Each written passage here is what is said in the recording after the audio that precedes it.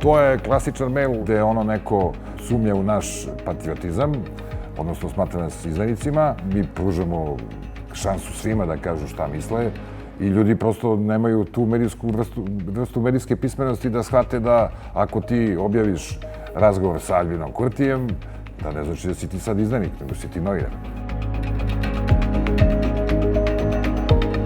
Zato što mi se čini da je to sad probudilo neke desničare, neke te velike patriote koji su na tom, i te neke rusofile, putinofile, pre bih rekao, koji su na tom talasu počeli da iskaljuju neku bes prema našim tekstovima.